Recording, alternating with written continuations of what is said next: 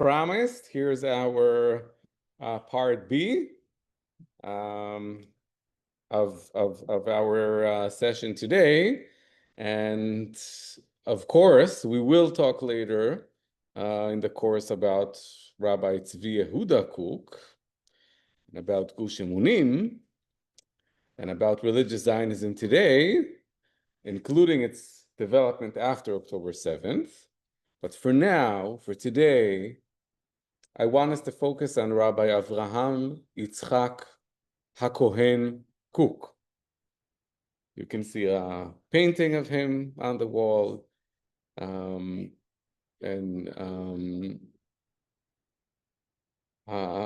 many ways, Rav Kook the father, right? We have Rav Kook the father and Rav Kook the son. The father, Rav Avraham Yitzchak HaKohen Kook, and the son, Rav Tzvi Yehuda Kook. In many ways, he can be seen, as I mentioned, as the father of religious Zionism. And I want to start with a short biography. And since our course isn't directly about him, I'll just touch on the main points. So what do we need to know about Rav Kook? Rav Kook, born September 7th, 1865, in Vitebsk, in the Russian Empire, then the Russian Empire, into a family combining Hasidic and Mitnagdic traditions. This is very important. Every time we look into his writings, we should have this in mind, this dual background of Hasidic and Mitnagdic. So the Hasidic and Mitnagdic traditions. He studied in the famous Volozhin Yeshiva.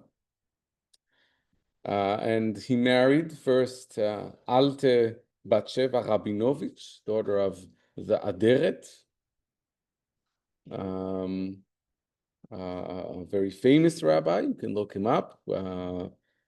And they had a daughter, Freida Chana. And after his wife passed away, he later married her cousin. In 1891, this is important, 1891, his son, and his only son, he had 4 daughters and 1 son, Rabbi Tzvi Yehuda Kook. Tzvi Yehuda was born. And in 1899, his daughter Batya Miriam. And in 1907, his youngest daughter Esther Yael. Had a very tragic story of how she died when she was only 7 years old. 1904, Rav Kook makes Aliyah to Eretz Israel, then under the Ottoman Empire, serving as rabbi of Jaffa. He wrote most of his works there and became associated with the second Aliyah, right? We know the second Aliyah started 1904 and ended 1914, approximately. And he is one of those second Aliyah. Again, it's worth reading about that Aliyah, very prominent Aliyah, very prominent immigration to Israel, then under the Ottoman Empire. And became one of the great rabbinic figures in the land of Israel in the early 20th century, halachic, philosophic, and moral thinker. His rulings, it's very interesting, his halachic rulings addressed issues like Jewish sovereignty and mitzvot, commandments, dependent on the land of Israel, mitzvot that have to do with agriculture, commandments that are only valid while living in the land of Israel, and Rav Kook writes about this with great detail. Though he was supportive of the Mizrahi movement. Again, I do assume you know a lot about Tzionut Datit, religious Zionism, even about Rav Kook, so I'm not going into depth here. Now, if I'm mistaken, and if you feel like you need more information, and we need to make this more basic, that is fine. Okay, please, because I have this assumption. I know you're PhD students in Jewish studies. I know you have probably a really good sense of the topics I'm talking about, topics I'm covering. But if I'm mistaken, I'm happy to um, uh, um, I'm happy to speak about any of the issues that I'm touching upon in greater length. And going back to the Mizrahi, it's a acronym of Merkaz Ruchani, right? The spiritual center, Merkaz Ruchani. Mizrahi was the main main movement of religious Zionism. So he was supportive, but he also criticized them. It's very important to understand for being too compromising religiously.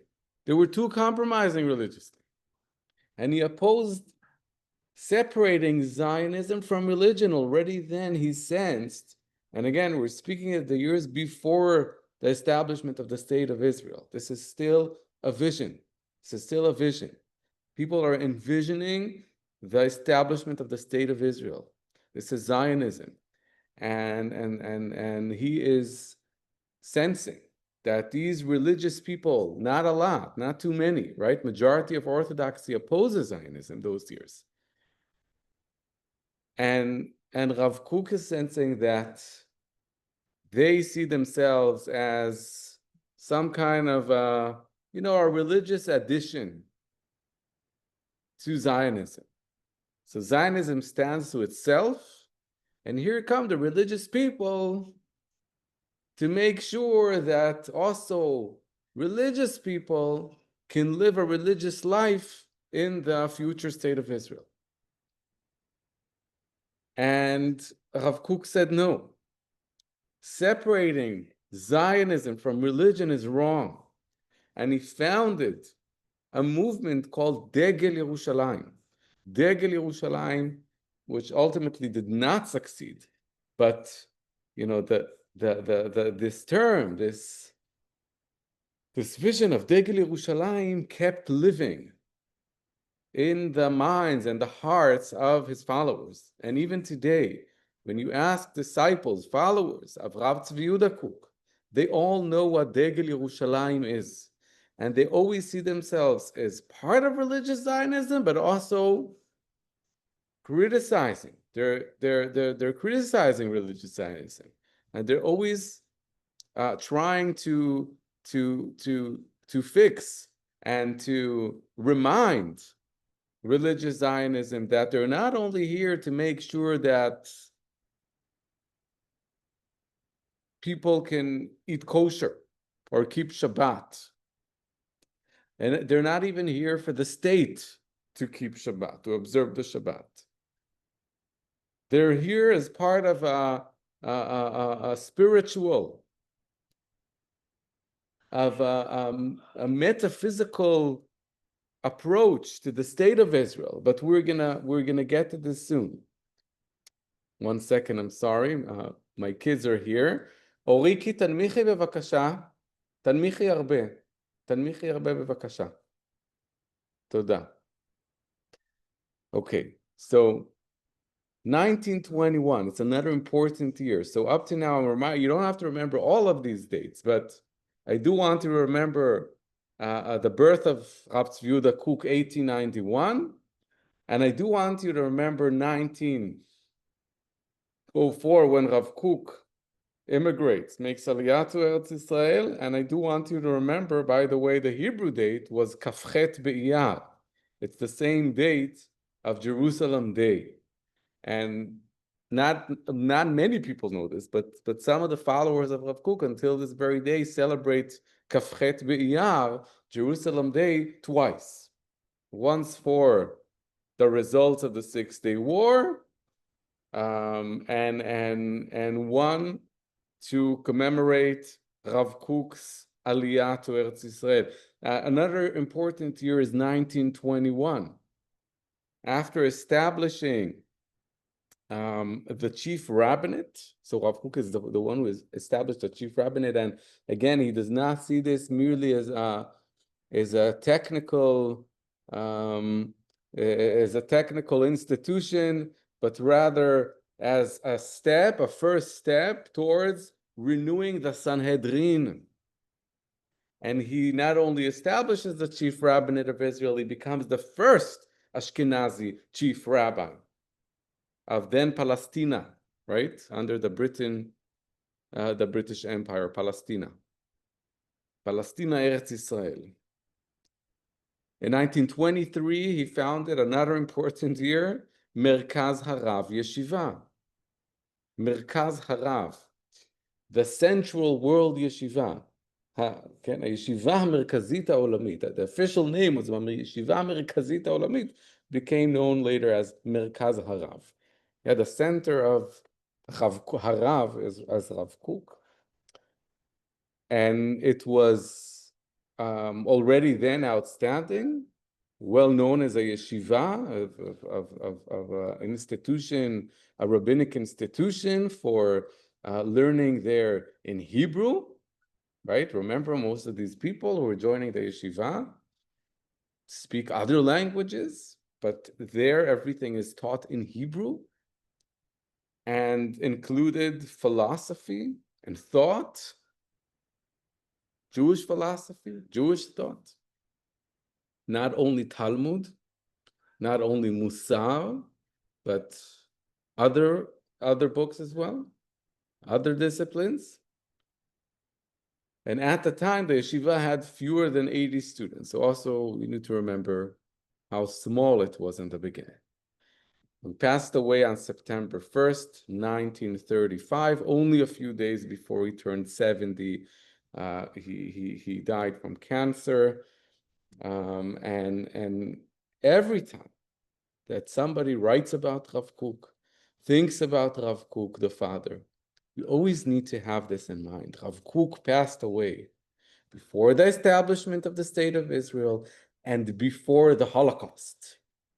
And I think that at least addressing this, at least being aware that's the least we can do, being aware of this, that anything Rav Kook writes and says and thinks about war, about bloodshed, about nationalism, about redemption, about the revival of the national soul, and so on and so forth, we always have to remember, this is before the Holocaust. This is before the establishment of Israel, these two major events. Now, one might reach a conclusion that, regardless of this, still, Rav Kook, one can be convinced that Rav Kook will still say and teach the same teachings, but we need to be aware of this. And one last thing, his followers refer to him as Harav Zatzal, yeah, Zatzal, Zecher Tzadik Livracha, of blessed memory. They don't need to say his name because there's Harav, the rabbi. By the way, I think maybe some in Yeshiva University here know that the Rav refers to Rabbi Soloveitchik. So there's the Rav, but in Israel, in religious Zionism, when we say Harav Zatzal, people mean Rav Kook. Rav Kook, the father, Harav Zatzal. His son is referred to as Rabbeinu Zal, Rabbeinu, our Rabbeinu, yeah, our rabbi, Zichro Livracha. Now, again, it's a bit ambitious to try to encapsulate his thought in only a few minutes, but what was his great innovation? I want to remind us that at the time when most of Jewish orthodoxy opposed Zionism, seeing it as secular, right? Heretical, premature, and even dangerous. And again, I don't know, you might have participated in courses about Orthodox anti-Zionism, and if not, maybe we can study that together. This is a course that I gave in Ben Gurion University in Hebrew last year, this past academic year. Super interesting, super relevant to speak about Orthodoxy and Zionism today, see the different reasons, developments. There are some movements who oppose Zionism, but today things changed, shifted to both directions. And Rabbi Kook argued that it represented a religious revival. Zionism represents a religious revival. He believed God could bring redemption through secular pioneers, that their rebellion, right? Their rebellion, their kfirah, merida, was hiding a deeper faith, and that their labor and sacrifice, avodat adamah, and mesirut, were actually part of a divine plan. His writings are sometimes called the White Shas. You know, Shas, Shishas Darim is how people refer to the Talmud, the Shas. So his books, they weren't always printed in these white covers, but already for many years, they are, most of his books are published, and you can see them here in this slide. So again, the inner circles refer to his books as Hashas Halavan, the white shas, because of their white covers. The best known among them are his volumes of Orot. Orot, lights, there are many Orot, there are Orot HaKodesh, right? The holy lights, or the lights of holiness. Orot, Orot HaMilchama, Orot Eretz Israel, Orot HaTchiyah, okay? And so on and so forth. And already here, I would love to hear from you. Did you read maybe, perhaps, some of these texts? Did you go through Orot HaKodesh? What did you feel? What did you think? Finally, I should note that scholars debate many aspects of his thought: universalism versus particularism, openness versus exclusivity, right? And more. And my hope is that we will arrive at our own conclusions as we read his text together, because obviously both voices can be found, and different scholars emphasize on different aspects of his teachings. Okay, I'm just going to take a sip of coffee. While we lived in Singapore, I got this very nice Starbucks cup, one of my favorite, probably a very ordinary one, but you know, we don't have Starbucks in Israel, so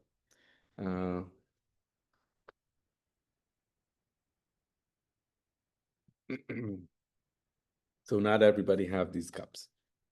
Okay, so I'm excited. I'm excited. We're going now to be introduced to the Jerusalem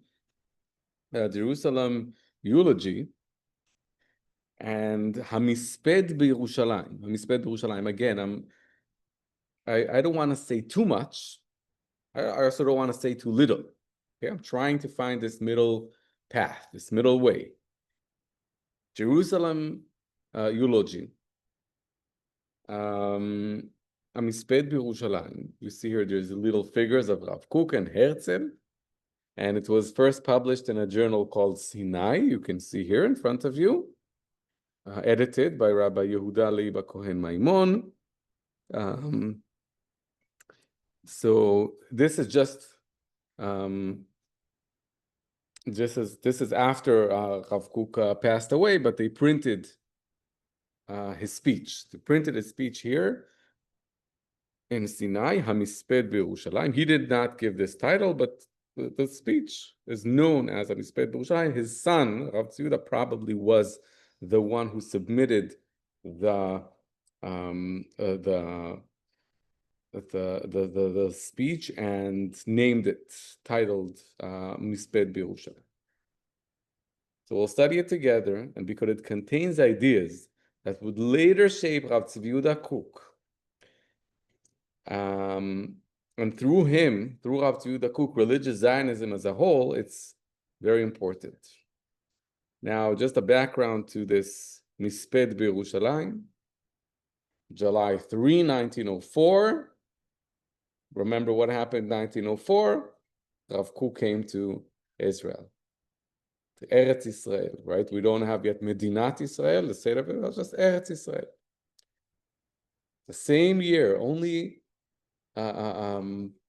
about a couple of months after Rav Kook came to Eretz Israel, who passed away? Herzl, Theodor Herzl, the leader of political Zionism, passed away at the age of 44. It's amazing. He was only 44, passed away. And 2 months later, Rav Kook had arrived. 2 months earlier, of course, he arrived in Jaffa, in May 13. And on July 7th, okay, a few days after Herzl passed away, 10 a.m., Rav Kook gives this eulogy before about 100 people. And the message is, and I attached the text in Hebrew. I will try later today or tomorrow to upload it also in English. I will use AI translation and review it to see that it seems okay. And obviously there will be a note that the translation is there. Since I haven't found a translation, if any of you know about translation for Hamisped B'Yerushalayim, it would be a delight. I would be grateful. It would be a delight, and please share it with us. And if not, today I can do quite a decent job translating while supervised, examined by humans. So I will do that, and let's see how that goes, because some of the text, unfortunately, were never translated. I think that's why it's so important we study this together, because I want you to read the actual text.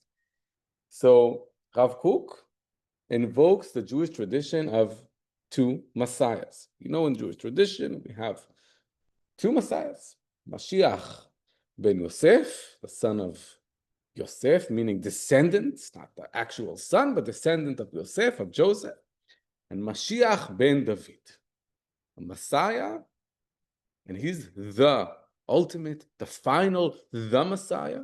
When we speak about yearning,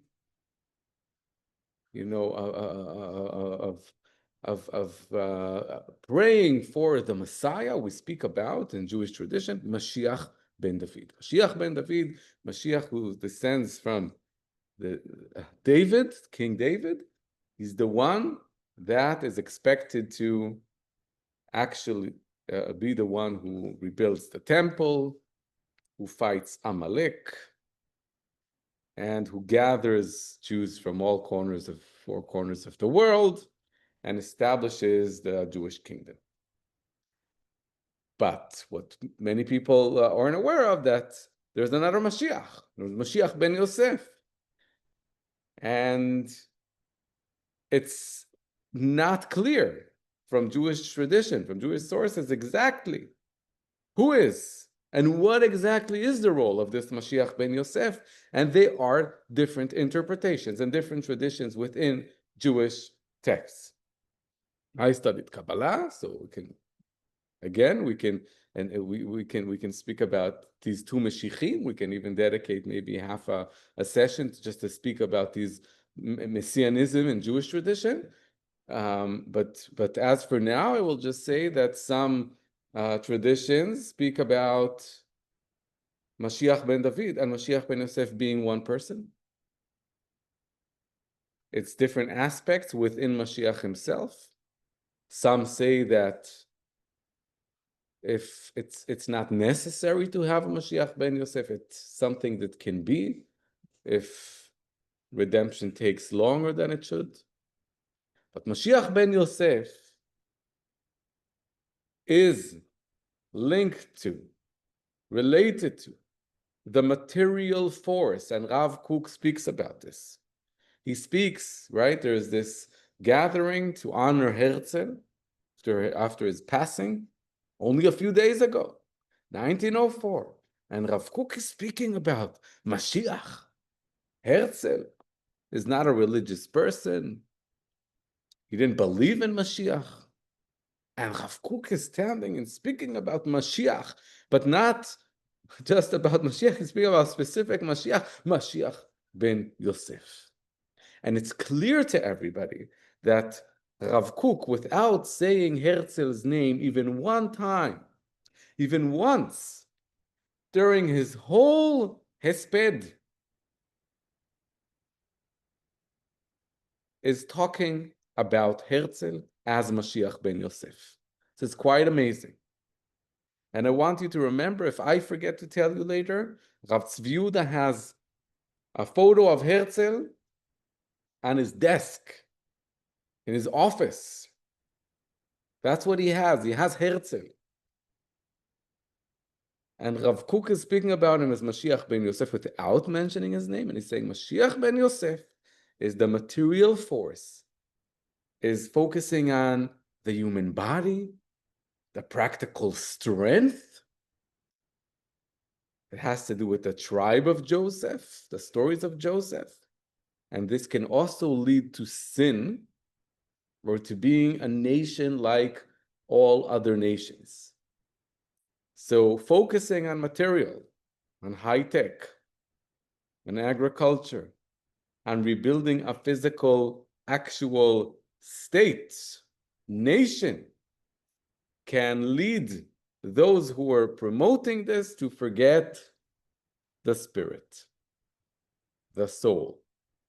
Now we have Mashiach ben David, the spiritual force, the tribe of Judah, the kingdom of David, and according to Rav Kook, in exile, while the nation, the people of Israel, Am Israel, are in exile or begalut, these forces clash.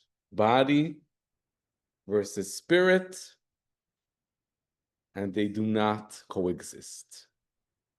Redemption, however, and Rav Kook believes that Zionism is the beginning, Atchalta de Geula, the beginning of Geula, of redemption. Says during redemption requires their unification, harmony, a blending of material and spiritual life. And here's the passage. I want to read it in Hebrew. Okay, I also want you to, even if you don't understand every word, just listening to the language of Kook is very, very important, okay? So I'll read it fast, okay? It's part of the Misped בירושלים. על כן, עומד בכל משך זמן הגלות, המצב הכללי של האומה בדרך ניגודי של אלה שני הכוחות, the two forces they contradict during exile. שלפעמים מתגלה נטייה לחוזק הלאומי החומרי ויתר הצרכים האנושיים הכוללים, שנובע בעיקרו מיסוד הנטייה המיוחדת ליוסף ואפרים. לפעמים מתנערת הנטייה הרוחנית לקיומה של תורה והפרחת הצד הרוחני המיוחד לישראל, להרים קרן ביראת השם באהבתו ובאהבתה של תורה ודרכיה. So sometimes one force rises, one time the other. The spiritual versus the material. ובאשר שכמו פולח ובוקע בארץ, נפזרו עצמנו לפי שאול, this is citing a verse, a biblical verse, והכוח המאחד המקיף את פועלי הנטיות ליסוד אחד, להיות משפיעים ומושפעים ביחד כל אחד לפי ערכו, ולאחד ההנהגה בהגברת הצד הרוחני באופן שהוא יהיה המחזק והנותן חיים לכל יתר החלקים, ככוח חיי הנשמה המחיה את הגוף לכל חלק. ואשר אי אפשר לאומתנו שתבוא לתעודתה הרוממה לשאת בגאון עוז שם השם הנקרא עליה כי אם בהשתלמה בתכלית ההכשר בשני חלקיה.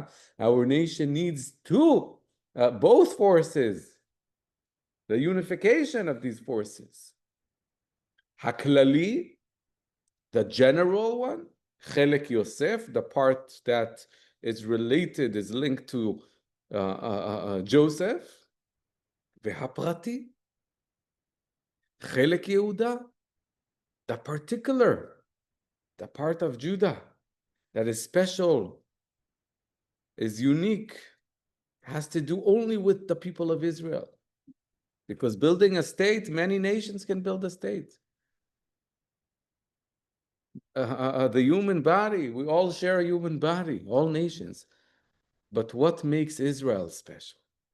What makes them differ? What makes them different than other nations? What is their mission? Right? So we need both. הכללי חלק יוסף והפרטי חלק יהודה. מלכות בית דוד, שמחוזק כוחו הפרטי כולל הוא גם כן את הצד הכללי, הדמוני עם יפה עיניים. Okay, so Rav Kook suggested, that Zionism as a national movement reflects Messiah ben Yosef. Zionism is missing religion and spirit, right? Because Mashiach ben Yosef needs Mashiach ben David. You cannot stand alone.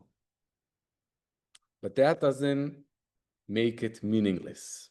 On the contrary, he believed this is precisely how redemption unfolds. God brings it about, even through secular pioneers. What looks like rebellion is, at a deeper level, faith in disguise. This perspective is why religious Zionism often quote the famous Talmudic story. I don't know how many of you here know it. But I'll just briefly share the story of Rabbi Akiva laughing when he saw a fox emerging from the ruins of the temple, of Kodesh HaKodashim, the Holy of Holies, the holiest place in the temple, in Rabbi, in Beit HaMikdash, the ruins of Beit HaMikdash. So the sages, they gather and they're walking there, and where the holiest place for Jewish people is on earth, and they see a fox. Shu'al mehalech. So most of them cried. They were upset, but Rabbi Akiva saw it differently. I'm sorry, one second. Ori, תעשי לי טובה, תנמיכי ל-15. זהו. Sorry. תודה, אורי. Okay. We have a battle. A volume, the TV volume. But I'll speak maybe lower. So Rabbi Akiva, so others are crying, but Rabbi Akiva, he saw it differently. If the prophecies of destruction were fulfilled, as we see, so too will be the prophecies of redemption. So Rabbi Akiva, right, the same applies to Zionism, right? That's what religious Zionists say. They say the same applies to Zionism. If it looks like a setback, even if it rejects religion, right? Even this movement, it seems like a setback. They reject religion. In fact, it carries the seeds of redemption. And as Rav Kook himself put it, and now this time I'll just read the translation. And this is a quote of Rav Kook in the Jerusalem Eulogy. And by uniting those two forces, both would be elevated. The material force would be refined and sanctified through closeness to Israel's holiness, while the spiritual force would be strengthened with full and mighty life force, revealing its splendor to Israel and ultimately to the entire world. not conflict between two opposing powers, but complete harmony, the highest and loftiest honor. Okay, so for Rav Kook, exile meant endless conflict between body and spirit. Redemption, however, meant their integration. The spiritual remains central. That's the goal. But it could only flourish alongside the material needs, right? The material needs of a complete people. And this is very interesting. While the Haredim, the ultra-Orthodox, are telling Rav Kook, you joining Zionism is preventing Geula, is preventing redemption.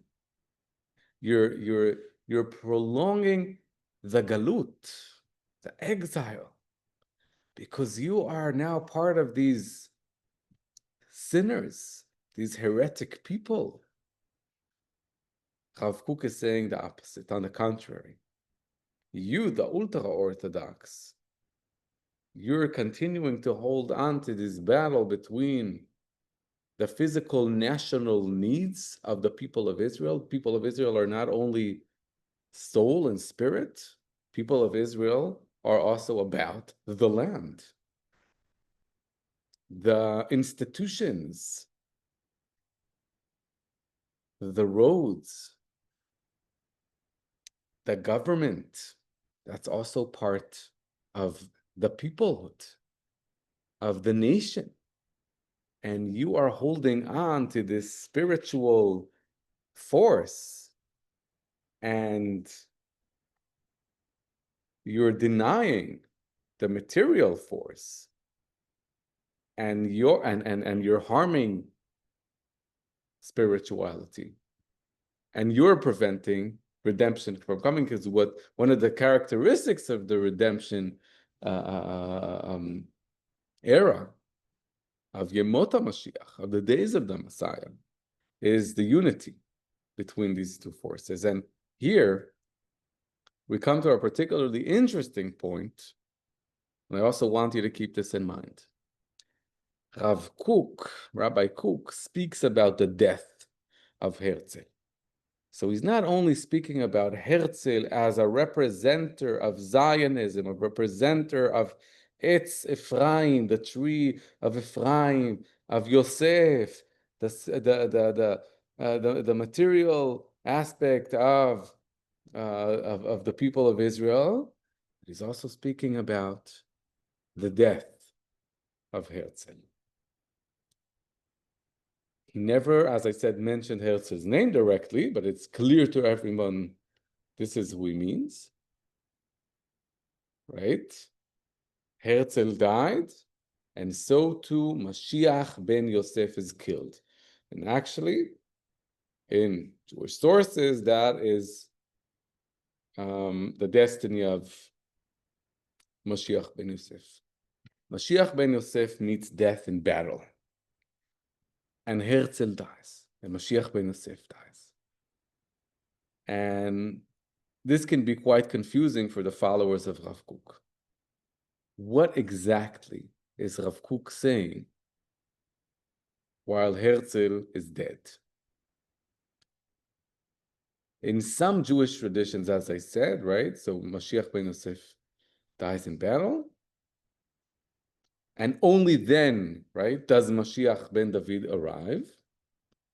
But what does the death mean? And also in Jewish tradition, this is a question. Does it suggest that Zionism itself is destined to die? Did Zionism die together with Herzl? Or will it somehow continue through Mashiach ben David? Does Mashiach ben David, the spiritual stage, take over the material stage and replaces? Is religious Zionism supposed to replace Zionism? Is that the real Zionism, the true Zionism, the fulfillment of Zionism? Or do they need to work together? Did Zionism end its historical role? Is it now becoming corrupt? Is it now dying? Do we need to walk away from Zionism and try to establish our own, take over the state of Israel to make it ours, meaning religious Zionism? I don't belong today to neither of the camps, but I try to listen to all tribes, to all camps, to all streams in Israeli society.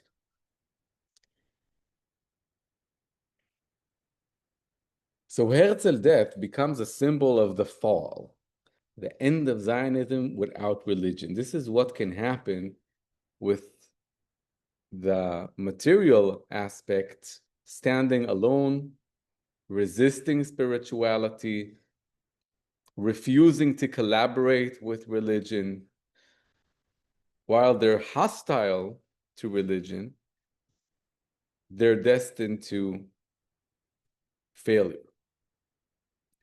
And as I said, even today, some within religious Zionism are asking, is there a point at which we should acknowledge that the material side of Zionism has died and it's time to move on? And what exactly does this mean?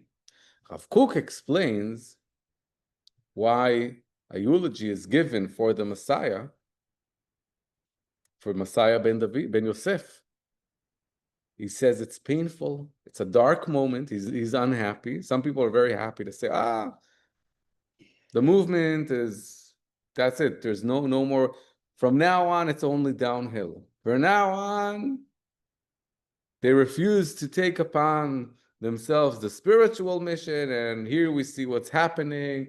Look at what has become of the grandchildren of the Zionist, first Zionists, look what has become of their ideas, and they say this with joy. Rav Kook is crying. Rav Kook is in pain. And he's saying, it's a dark moment, and it brings despair. The great leader has died. He says Herzl was a great leader. He doesn't mention his name, he says. And he says it's as if parents have lost their firstborn. And because of exile, the two sides, body and spirit, material and religion, seem separated, even opposed. And here Rav Kook hints that ultra-Orthodox opponents of Zionism are in fact prolonging the exile, as I mentioned before. They're prolonging the exile. By insisting on the separation, he said, no, let go of the separation. Let go of this. With Herzl's death, Rav Kook says, we must realize that all along, we actually needed him and he needed us, says Rav Kook to his followers. Both sides, the spiritual and the material, now recognize their mistake. They understand that they need one another. Zionism represents the material national side of life, but Rav Kook insists the material must be subordinated to the spiritual. They're not equal. We should not be mistaken, Rav Kook said. One should be subordinated to another, the material to the spiritual. The spiritual elevates and sanctifies the material. The Midrash, and this would be the last part of this text, and then we'll move on to the other text, so please bear with me. The Midrash even speaks of the Messiah arriving on a donkey. Well, we have this in the Bible. Ani v'rochev al chamo. Ani v'rochev al chamo. The Hebrew word of donkey, chamo, is related to the Hebrew word chomer, material, chomer. Chamo, chomer. Donkey, material. The Messiah arriving on a donkey means, says Rav Kook. Again, I'm not preaching here. I don't take sides. I just want to to better understand the way of thinking, the mindset, the terminology. That's what I'm trying to do. Some of you might agree, some not, and that's totally okay. I'm not here as a rabbi, right? I'm here as an academic. So the donkey symbolizes the physical side of life, right? It can darken and block the spirit, but eventually it will yield to the light of Torah. And I'm quoting, a little light, this is a very well-known quote, a little light pushes away much darkness. Me'at min ha'or doche harbe min ha'choshech. You can even see it sometimes on these, I don't know, like graffiti or me'at min ha'or doche harbe min ha'choshech. Some people print it on these booklets, or it's like a slogan. It's very well known. I'm sure many of you have heard of it. Evil itself will be transformed into good. So Rav Kook cites the Zohar, which says, because Rav Kook is also rooted in Kabbalah, in mystical Jewish tradition. You know, mystical Jewish tradition is not only Hasidic, it's also mitnagdik. The Vilna Gaon, Rabbi Eliyahu of Vilna, was the greatest mitnaged, the opposing, right? The mitnagdim were the people who were opposing Hasidism. And he was a Kabbalist. So Kabbalah, people mistakenly associate Kabbalah with Hasidism, but there's also mitnagdik Kabbalah until this very day. So the Zohar, the most prominent writing of Kabbalah, Zoharic literature. So Rav Kook cites the Zohar, which says, right, the Zohar of 13th century. Again, if there's anything here I'm going through too fast, you let me know. And next session I will touch upon that. Okay. Okay. So the Zohar says that the true leader in the Messianic age will be the one who can turn bitterness into sweetness and darkness into light. So, right, the task is not to erase the negative, but to transform it. So Rav Kook sees again the Zionism as a force that is necessary, is one that we want to work with, we want to transform, and we want to understand and learn from, because they got something right. They got also some, and this would be the next text. This links us to the next very important text. So Rav Kook acknowledges the boldness, even the arrogance of the Zionist movement. Of course, he's not denying it. If it had been more gentle in its attitude towards religion, it might have been easier to accept. Rav Kook acknowledges this fully. Absolutely. Yet he insists that this boldness too is part of the divine plan. Now, here again, I want us to go on to the next text, but also I want you to think, and I don't have a good answer right now.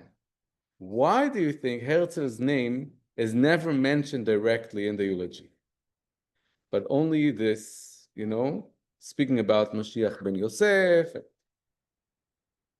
He could have mentioned Herzl. He's not mentioning Herzl. Why not? What prevents him from doing so? How are you doing, guys? I hope you have coffee, tea. Okay. You want to say hi? Okay. Oli wants to say hi. Here. Okay. Well, this is a short break. What did they say? Kids just started school. Hi. Hi. Hi. Hi. They'll see you later. Okay, yalla. חברים? Are you from America? Oh, yeah. Okay. No. It's a great country. יאללה, חברים. So,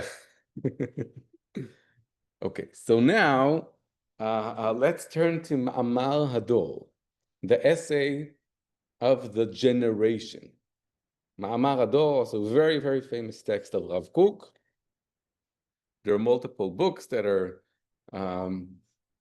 published with interpretations, contradictive interpretations. And it's a short text. It was printed in this booklet, Ikvei Atzon, Kvutzat Ma'amarim. One of the chapters in this very tiny booklet is called Ma'amar Hador, the essay of the generation. And you see the year Tafrei Samech Vav in Yerushalayim is 1906. So this is actually the actual date when it was first published. So this is only 2 years after Rav Kook is in Israel. So it's 2 very intensive years. Rav Kook is in Jaffa, and you can see it says here on this booklet, Me'et Avraham Yitzchak HaKohen Kook, Eved Le'am Kadosh, Al Admat HaKodesh, servant of the holy nation and the holy land, Po Ir HaKodesh Yafo Ve'amoshavot, תיכונן ותיבנה במהרה בימינו אמן, and it's printed in Yerushalayim, Tafresh Samech Vav. And this is after he's engaging, he's in touch very intensively with secular Zionists who are building the country, working the land and fighting malaria and oppose religion. But he's in very close ties with them. And it deals with the phenomenon of secularization among Jews in the late 19th and early 20th centuries. It contrasts Jewish life in exile with Jewish life in the land of Israel. A tradition Jew, says Rav Kook, sees the younger generation abandoning Torah and mitzvot. And I'm sure it's also, if you go back 2-3 generations, where are our grandparents, great-grandparents from? They were religious Jews, observant Jews in the shtetl, right? In the villages in Europe, not all, but many of the Jews. If you go back a few generations, we had traditional Jewish life. And all of a sudden, there comes Zionism, communism, and other isms. And Jews are the younger generation. There's the Enlightenment, Haskalah. They're abandoning Torah and mitzvot. And therefore, the traditional Jews are objecting it. They're objecting Zionism. But Rav Kook insists, and all of this is written in Ma'amar Hador, this rejection does not come from moral weakness. He says, why are the young generation, why are they rejecting Jewish traditional life? He says this is not moral weakness. It comes from a higher moral and intellectual level. It's a higher level, because the younger generations are rebelling against the Judaism of exile. They feel that Judaism of exile is closed and it's weak, and they're looking for something else. They're looking for the true Judaism, for the next level of Judaism, for the vital Judaism, for Judaism that comes with life, with exercise, physical exercise, with health, with wellness, we would say today. The old educational model of fear, what they did in the Cheder, intimidate the kids. You need to learn Torah. If you don't learn Torah, so there's yirah, there's fear around religion. No, says Rav Kook, no, time of fear is over. Now, in this generation, says Rav Kook, in my generation, there's need for love. Identification. That's what I'm looking for, says Rav Kook, and that is what I'm seeing the urge for. That is what I'm recognizing, says Rav Kook, in this young generation of secularization. The new generation is correct in demanding more thought, addressing hard questions. They read philosophy. They see the advanced science. They have questions, and they're rightly so. They're asking the correct questions, and we need to provide answers. And not, instead of objecting, instead of fighting them, they are demanding deeper intellectual engagement. Religious language that is also clear and accessible to the public and is not, also today, some people criticize academia for being inaccessible, having this jargon that is accessible only to a very exclusive milieu. Okay, I see there are definitely maybe reasons. There are definitely also some maybe even necessary aspects for this, but maybe we can try and make things even a bit more accessible. Maybe we should reach out. And one of the most famous quotes from the essay reads, and I'm quoting, "Our generation is a wondrous generation." And rabbis are reading this pamphlet, and they don't believe what they're reading. This rabbi, this Orthodox rabbi, Rav Kook, fully Orthodox. And everybody knows he's a genius in Torah. No doubt about that. He is saying such wonderful things about these people that are violating the Shabbat publicly. They're mocking religion. I mean, read I can share with you some of the journals of the Haskalah, of the Enlightenment.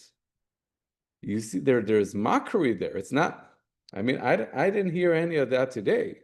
Nowadays in Israel, I feel like if anybody says something against, Moshe Rabbeinu and against Avraham Avinu, would be the end of his political career. People today are maybe not religious, but they're secular, they're traditional, masorti, we would say, right? They have a lot of respect to tradition, but it wasn't the case. People would mock, write things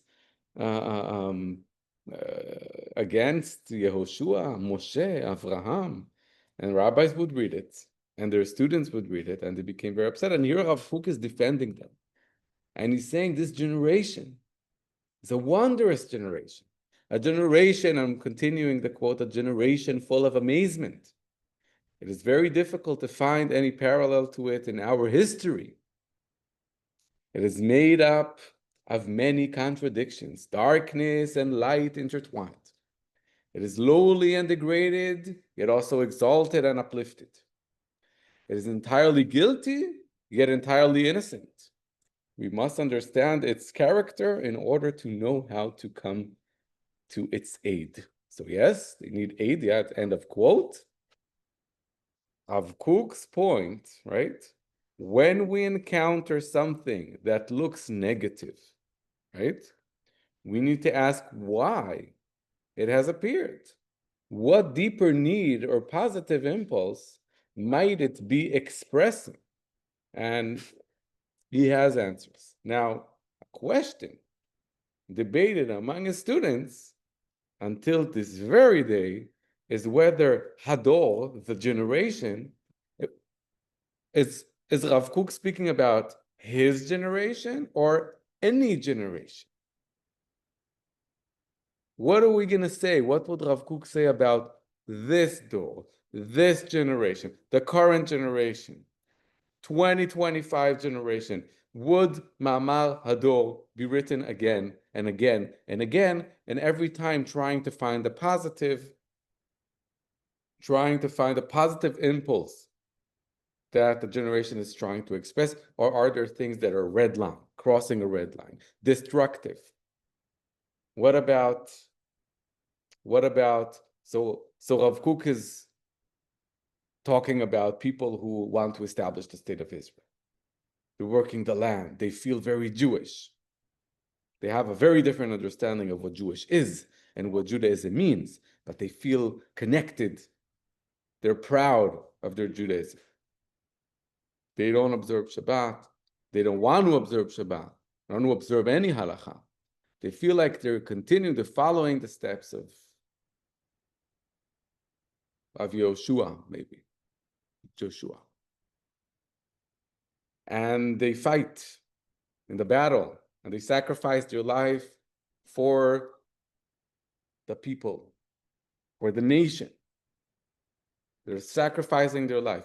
But today, what would Rav Kook say if he sees people individualism, post-Zionism, anti-Zionism? Would he say, how wonderful, how wondrous, how amazing? It's a question that religious Zionists are debating. The generation, does it mean every generation or specifically the generation of Rav Kook? With its unique circumstances, that would also be our main discussion question today. Now, there are different answers, and I look forward to hearing what you think. So, what you think, what you understand. Now, I'll just mention here, interestingly, there's parallels between the liberal side of religious Zionism today and the more ultra-nationalist, ultra-religious amongst religious Zionism, that both do not think that Hador is referring to our Dor, to our generation. The reasons for that, I want you also to think of how come, why, and there in the middle, there are some followers of Rav Kook that think, yes, Hador is any Dor. It's a general statement. In some ways, like the Torah, the eternity of the word of the Torah. The word of the Torah, not only speaking of giving commandments to the people who, right, to the people who were part of the Exodus, no, it's relevant. It's every day, every generation, right? והיה אם שמוע תשמעו, שמוע בישן, תשמעו בחדש, right? Now, I want to end with a song, very popular song. Let's hope it's gonna play. You can hear it. Everything is good. Technically, the technical aspects will be okay. The song called Ben Adam, Ale Lemala Ale, meaning human being, Ben Adam, rise up, rise higher. And these are words of Rav Kook, the father. And these words became very popular.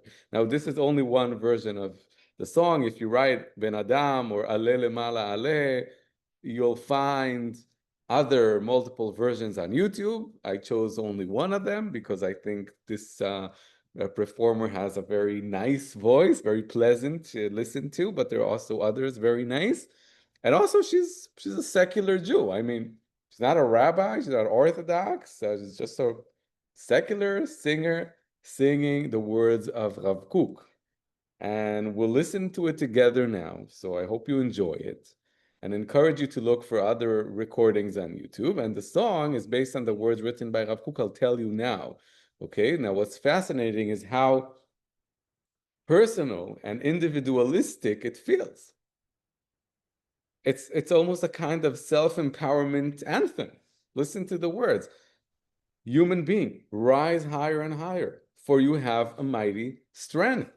You have wings of spirit, kanfei ruach, wings of mighty eagles, kanfei nesharim adirim. Seek them. Do not deny them. Seek them, and you will find them immediately. Now, end of quote. The song has become very well known in Israeli society at large. It symbolizes trust in the individual, in the human being's own strength and inner spirit, but of course, this is also part of a national theology. Rav Kook's deeper messages, and that's the context, is directed to the Jewish people as a whole. It's right. Believe in yourselves, the people of Israel as a nation. Know that you carry immense powers within you. You can rise, you can revive, you can enter redemption era, you can end exile era and rise to higher places of holiness, right? Turn your state into a holy state, to a religious state, to a state that is directed to God. For me, it's quite symbolic that the secular Israelis have embraced these words of Rav Kook so warmly. When it comes to his son, Rav Yehuda Kook, the reception is very, very different. And that's something we'll explore later in the course. Let's listen to the song together.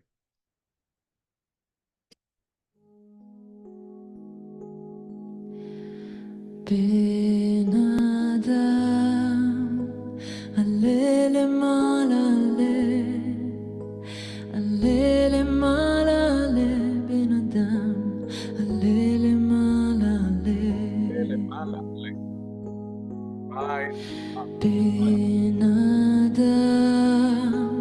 ale lemala ale lemala Ben Adam.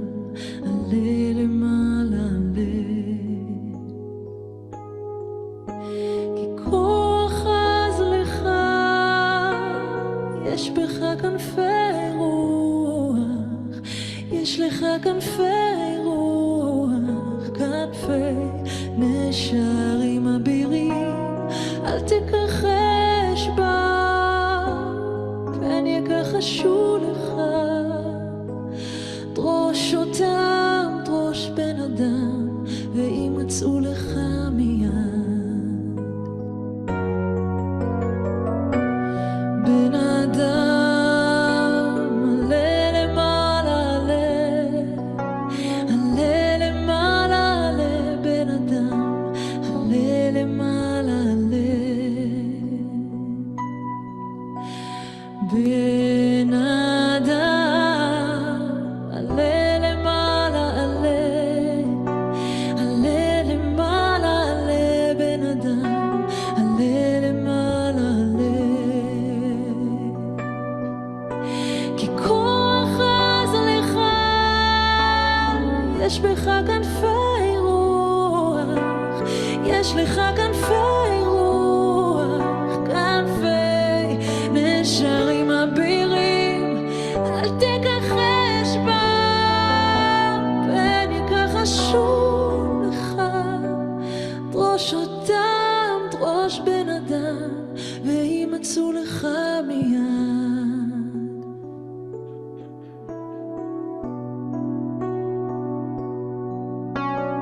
בן אדם, עלה למעלה, עלה למעלה, עלה בן אדם, עלה למעלה, עלה.